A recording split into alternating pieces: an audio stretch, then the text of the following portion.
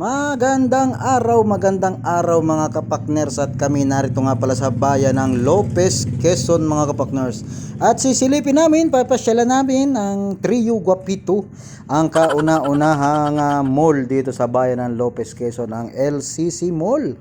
Ayan mga kapakners, so kami nga pala galing sa Calawag, Quezon. So napadaan kami din at parang kami ay magpapalamig muna ng kauntian. Wala namang kaplano-planong mamili.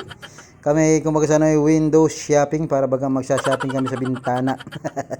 Ayan nga pala mga kapakners, nakakita kami ng motor. Hindi ko alam kung ito ay e-bike or talagang ito ay motor na di gasolina, pero Skygo. Napakaganda. At ang ating mga tropa ay nagpupulbo pa, hindi naman kamagagwapo. So ayan, pumasok kami din sa department store at si Kuya Murayan Vlog ay makamarin di talaga ni Kuya Murayan Vlog. Pumasok naman si Leonard. At nayan nga, hindi inaasahan pagkakataon, bumili. At si Kuya Ryan Vlog ang aming pinapila para isang pila na lang. Gunos na naman si Utoy mo sa pilahan dahil yan nung bilis.